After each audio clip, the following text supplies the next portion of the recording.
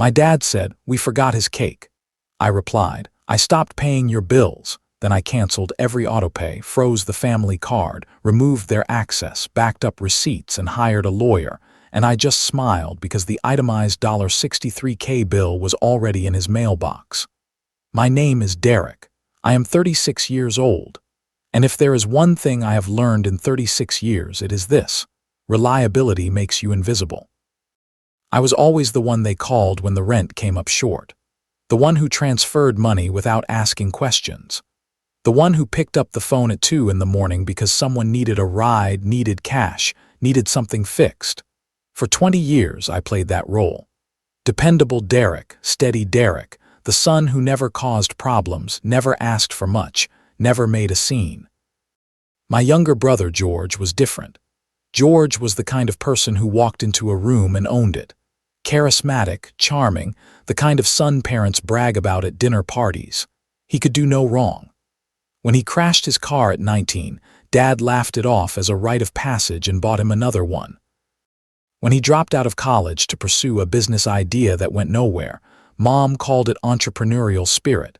When he moved back home at 28 with nothing but debt and excuses, they called it temporary.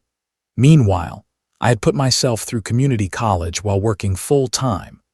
Bought my first car with savings I scraped together over 3 years, moved out at 22, and never asked them for a dime. I built a quiet life, got married, had a son, divorced 3 years later but kept my head down and kept going. My son, Travis, became my entire world. Nobody asked how I was doing. Nobody wondered if I needed help when my marriage fell apart.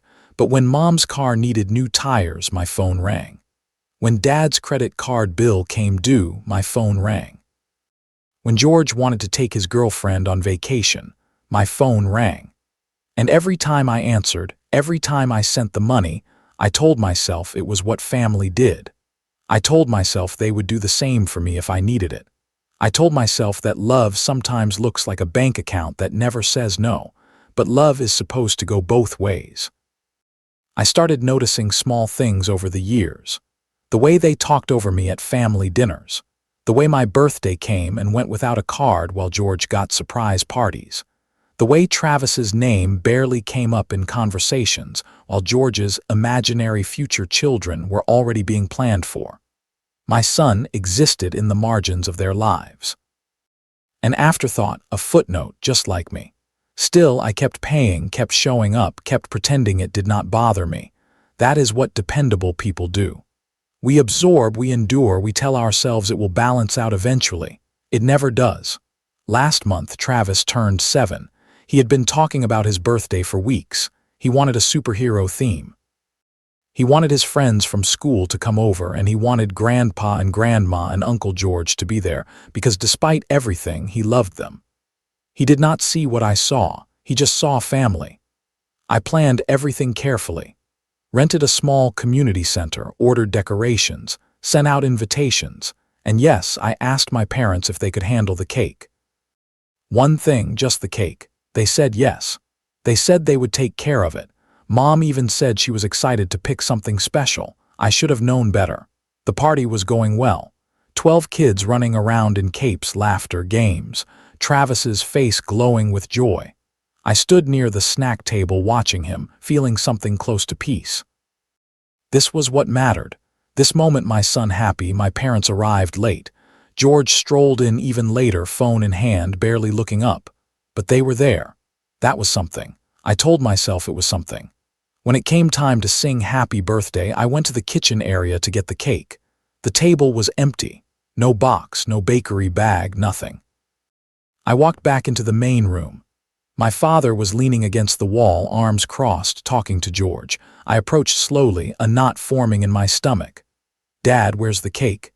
He looked at me blankly for a second, then his expression shifted into something casual, too casual. He shrugged. "Oops, we forgot to order a cake for him." The words hung in the air, flat, unapologetic. He said it the way someone might mention forgetting to buy milk. No big deal, just a small oversight. My mother stood beside him, looking uncomfortable but silent. She did not correct him, did not apologize, just looked away. George snickered. Actually snickered. He leaned toward Dad and said loud enough for me to hear, "Guess he'll learn early not everyone gets celebrated." Something cold settled into my chest. A weight I had carried for years suddenly became unbearable. I looked at my son across the room, surrounded by his friends, waiting for the cake that was never coming. He had not noticed yet, but he would. In a minute, maybe two, he would ask where the cake was, and I would have to tell him that his grandparents forgot, that his uncle thought it was funny. I forced a smile. The kind of smile that costs something, the kind that leaves a mark. "No problem," I said quietly. "I will handle it." I walked out of the community center, got in my car, and drove to the nearest grocery store, bought a plain sheet cake, had them write Travis's name on it in blue icing, drove back. The whole time, my hands were shaking. Not from anger, not yet. From something deeper, a realization that was finally breaking through years of denial. They did not forget. You do not forget a child's birthday cake. You do not forget when you promised. You do not forget unless that child and that promise meant nothing to you. When I walked back in with the store-bought cake, Travis's face lit up anyway because he was 7. Because he still believed people kept their promises. I sang happy birthday with the other parents. I cut the cake. I handed out slices. And the whole time my father and George stood in the corner talking, laughing, completely unbothered. My mother came over once briefly and touched my arm. "I am sorry," she whispered. "We have just been so busy. Too busy to order a cake. Too busy to care about a 7-year-old boy who loved them. Too busy to show up for the one thing I had asked them to do." I nodded, said nothing. What was there to say? That night after the party ended, after I cleaned up alone while my family left without offering to help, after I tucked Travis into bed and listened to him say it was the best birthday ever, I sat in my kitchen in the dark and I stopped lying to myself. This was not love. This had never been love. I did not sleep that night. I sat at my kitchen table staring at my phone, scrolling through years of messages, requests, always requests. "Can you cover this? Can you send that? Can you help with this bill, this car payment, this trip, this emergency that was never really an emergency?" I opened my banking app, pulled up the transaction history, started counting rent payments, utility bills, car insurance, groceries, medical bills, vacations I was not invited on, dinners I did not attend. I had been paying for their lives while they erased mine. $63,000 over 8 years. $63,000, and they could not order a cake for my son. I thought about all the times I had justified it, told myself it was temporary, told myself they were going through a rough patch, told myself family helps family, but it was never temporary, and I was never family. I was a resource, a safety net, an ATM that never said no. The memories came in waves. My 16th birthday when they canceled my party to take George to a basketball tournament 3 hours away. My college graduation when they showed up late and left early because George had a date that night. My wedding where my father spent his speech talking about George's future. My divorce when nobody called to ask if I was okay, and now this. My son, my only child, the one person in the world I would do anything for, and they could not even pretend to care. I felt something shift inside me, something fundamental. For 20 years I had bent myself into shapes that made other people comfortable. I had swallowed my pride, swallowed my anger, swallowed my pain.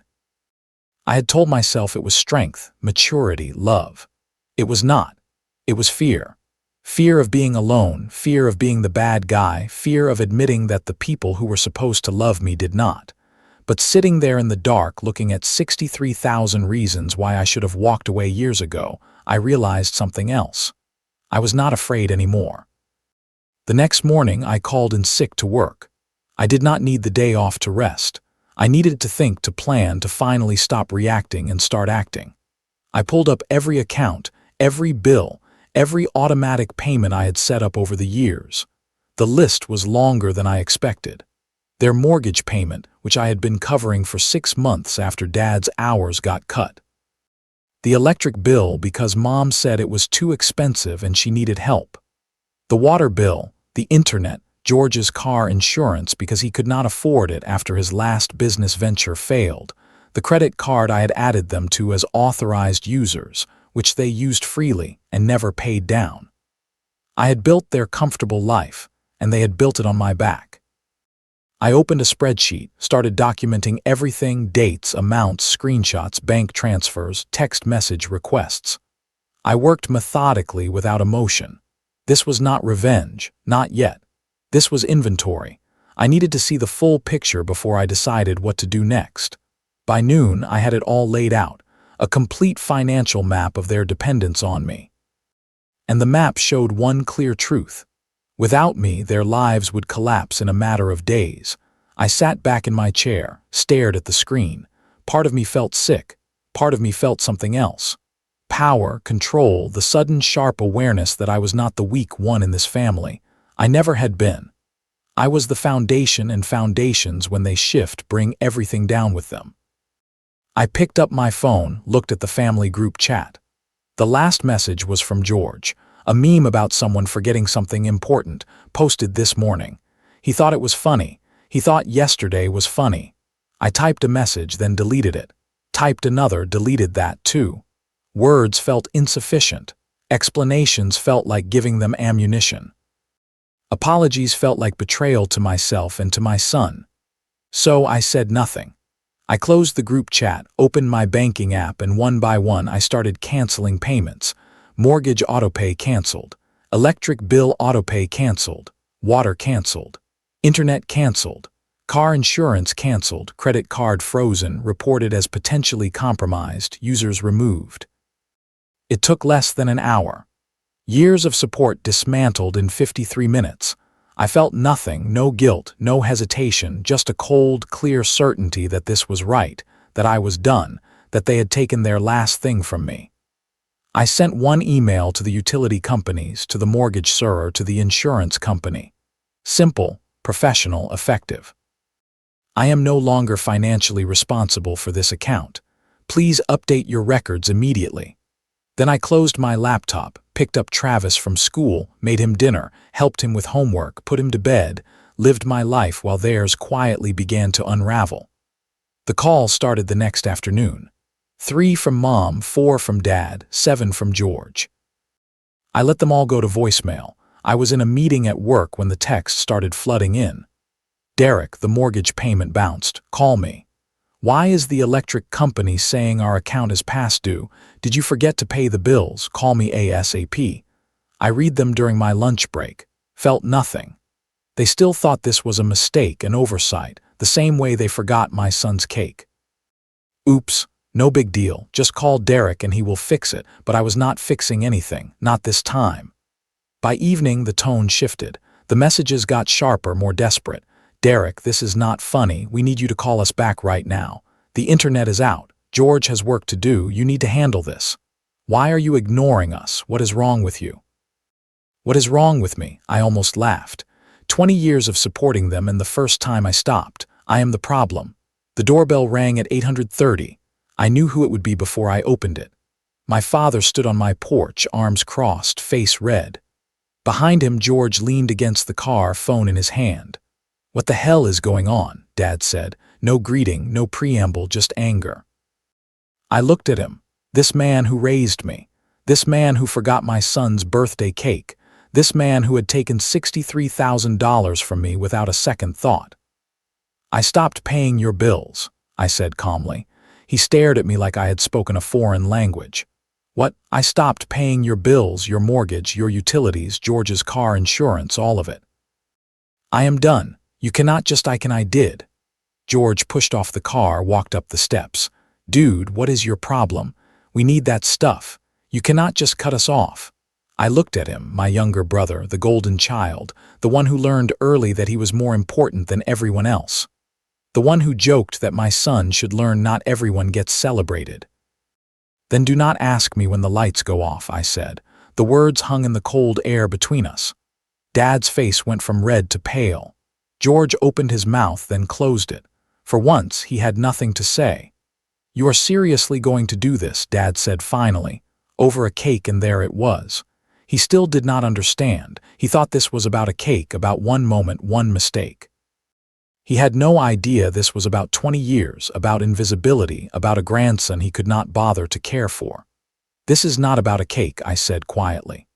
"This is about everything, and I am done." I stepped back, closed the door, locked it, stood there in my entryway, listening to them argue on the other side, listening to Dad call my name, listening to George kick the door frame, listening to them drive away, and I felt for the first time in years free. They tried everything. For 3 days, my phone never stopped. Voicemails, texts, emails, even a handwritten letter from my mother that arrived in my mailbox asking me to reconsider, saying she was sorry, saying they just needed a little more time.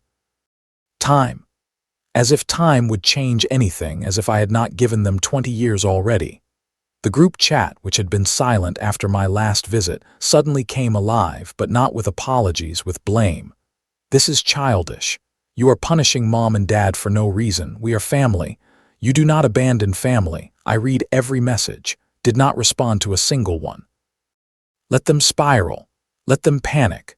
Let them feel for once what it was like to need someone who was not there. Meanwhile, I did my homework. I called the mortgage company, confirmed that my name was not on the loan, that I had no legal obligation, that my voluntary payments could stop at any time, called the utility companies. Same answer. Called the credit card company. Explained that the authorized users had been making charges without my consent. They froze the account immediately. Everything I had done was legal. Everything I had done was within my rights. They could not force me to keep paying, could not guilt me into continuing, could not do anything except face the reality they had been avoiding for years. They needed me. I did not need them. On the 4th day, the power went out at their house. Mom called me crying, actually crying. "Derek, please, we are sitting in the dark. Your father is on the phone with the electric company, but they want $800 to turn it back on. We do not have it. Please. $800. I had sent them more than that last month alone. Where did it go? On what? George's new shoes, Dad's weekend trip. Another dinner they did not invite me to. "I am sorry, Mom," I said, and I meant it. I was sorry that it had come to this. Sorry that they had never valued me enough to avoid it. Sorry that my son would grow up without grandparents who loved him. But I was not sorry enough to change my mind. "How can you do this?" And she said, her voice breaking, "How can you be so cruel, cruel?" I had been called a lot of things in my life. Dependable, reliable, steady, but never cruel. It was almost funny. The moment I stopped letting them use me, I became the villain. "I have to go," I said, hung up. Blocked the number. One by one, I blocked them all. Mom, Dad, George, every relative who sent me a message telling me I was wrong. Every person who had benefited from my silence and was now angry that the free ride was over. By the end of the week, my phone was quiet. My home was peaceful. Travis and I had dinner together, just the two of us. We talked about his day at school, about his favorite superhero, about the new book he was reading. He did not ask about Grandma and Grandpa. He did not ask why we were not visiting. He was 7. He moved on. I wished I could move on as easily, but I had one more thing to do, one final piece to put into place. I pulled out the folder I had been building. Bank statements, text messages, receipts, 8 years of financial support, documented and organized. I did not know if I would ever need it, but if they tried to take me to court, if they tried to claim I owed them something, if they tried to paint me as the bad guy to anyone who mattered, I would be ready. I was done being the invisible one, done being the easy target. If they wanted a fight, I would give them one, but it would be a fight they could not win. 2 weeks after I cut them off, I received a letter, not from my parents, from a lawyer. They were threatening to sue me for financial abandonment, claiming I had created a dependence, that I had a moral and legal obligation to continue support, that my sudden withdrawal constituted financial abuse. I read it twice, then I laughed. Actually laughed because they had no idea what they had just walked into. I called my own lawyer the same day, a woman named Madison who specialized in family law. I brought her everything, the spreadsheet, the screenshots, the bank statements, the text messages where they demanded money and I complied, the messages where they mocked my son, the timeline of their broken promises. Madison looked through it all, her expression getting colder with each page. When she finished, she looked up at me and said, "They do not have a case, and if they try to push this, we can countersue for documented emotional and financial exploitation." "Will it come to that?" I asked. "Probably not. I will send them a response. Once they see what we have, they will back down. People like this always do." She was right. 3 days later, their lawyer sent a withdrawal notice. No apology, no explanation, just a quiet retreat. But I was not done. I drove to their house on a Saturday morning, parked in the driveway, walked up to the door and knocked. My father answered, looking older than I remembered, tired, worn down. "Derek," he said quietly, "I did not think he would come. I did not think I would either." We stood there for a moment. The man who raised me. The man I had spent half my life trying to please. The man who forgot my son's birthday cake. "Can we talk?" he asked. "No." I pulled an envelope from my jacket, handed it to him. He opened it slowly. Inside was a single sheet of paper, a bill for $63,000, itemized, dated. Every payment I had ever made listed in black and white. "This is what I gave you over 8 years, I said. "I am not asking you to pay it back. I am just making sure you know what it cost me." "What you cost me?" He stared at the paper, said nothing. "You forgot his cake," I said. My voice was steady, calm, but underneath there was steel. "Not because you were busy, not because you forgot, because he did not matter to you, because I did not matter to you, and I am done pretending that is okay. Derek, I do not want to hear it. I do not want an apology. I do not want a justification. I just want you to know that you had a son who loved you, a grandson who adored you, and you threw it away for nothing." I turned to leave. He called my name. I did not stop. As I drove away, I saw him standing in the doorway, still holding the paper. My mother appeared beside him. George's car was in the driveway, but he did not come out. They were a family, just not mine. The funny thing about cutting people off is that you expect to feel guilty. You expect to feel like you made a mistake, like you were too harsh, too cruel. But as I drove home, windows down, music playing, I felt nothing but relief. They would figure it out or they would not. Either way, it was no longer my problem. I had spent 20 years carrying their weight. Now they could carry their own. 3 months passed. I heard through a distant cousin that they had to downsize, sold the house, moved into a smaller place across town. George got a job, a real one, 9 to 5. Dad picked up extra shifts. Mom stopped sending me letters. The family group chat still existed, but I was no longer in it. I did not miss it. Travis and I built a new life, smaller, quieter, but ours. We had Friday movie nights, Saturday morning pancakes, Sundays at the park. I taught him how to ride a bike without training wheels. He taught me how to play his favorite video game. We were a team, a family of 2, and that was enough. Sometimes late at night, I thought about them, wondered if they understood what they had lost, wondered if they missed me, wondered if they ever apologized to each other for the way they treated us. Probably not.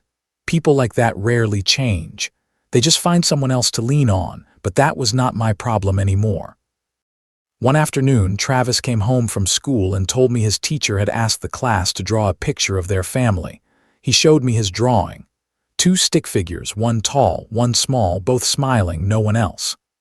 "Is this okay?" he asked, looking worried. I did not draw Grandma and Grandpa. I knelt down next to him, looked at the picture. 2 people. That was all we needed. "It is perfect," I said. He smiled, taped it to the fridge, and that was that. I did not hate my family. I did not wish them harm. I just stopped wishing they would change. Stopped hoping they would wake up one day and realize what they had done. Stopped waiting for an apology that would never come. I let go. And in letting go, I found something I had been searching for my entire life. Peace. The kind of peace that comes from knowing you did the right thing. Not the easy thing, not the thing people expected, but the right thing for you, for your child, for your future. I was no longer invisible, no longer the family ATM, no longer the dependable one who swallowed his pain and kept giving. I was just Derek, a father, a man who knew his worth, a man who chose himself. And that was enough.